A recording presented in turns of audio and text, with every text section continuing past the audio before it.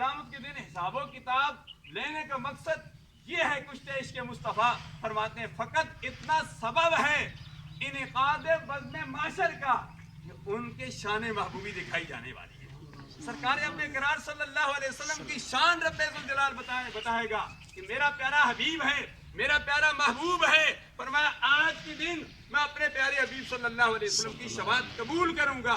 रब्बे ज़ुल जलाल के प्यारे हबीब, रब्बे ज़ुल जलाल के प्यारे हबीब सजदे में गिर जाएंगे, रब्बे ज़ुल जलाल से अर्ज़ करेंगे या इलाहुल आलमीन, उस वक्त तक मैं सर नहीं उठाऊंगा जब तक कि मेरी सारी उम्मत को बख्श न दिया जाए।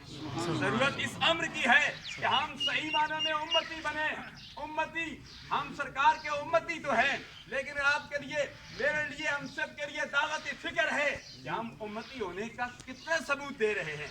आया हम गीबत करके, चुगली खा के, दूसरे का नुकसान दे के, दूसरे की जमीन पर कब्जा करके, दूसरी पर इल्जाम लगा के, मुसलमान को तंग करके क्या हम सरकार अक़रार सल्लल्लाहु अलैहि वसल्लम की उम्मती का हक अदा कर रहे हैं?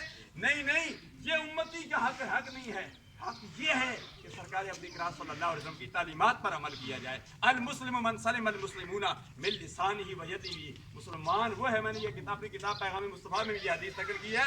और सरकार गौसे आज़म रज़ी अल्लाह, सरकार इमाम आज़म अलैहि रहमत फरमाते हैं ये हदीस एक है लेकिन 1,00,000 हदीस का मजमूआ है। मुसलमान की तारीफ ये है, मुसलमान वो है जिसके ज़बान और हाथ से फरमा दूसरे मुसलमान महफूज रहे।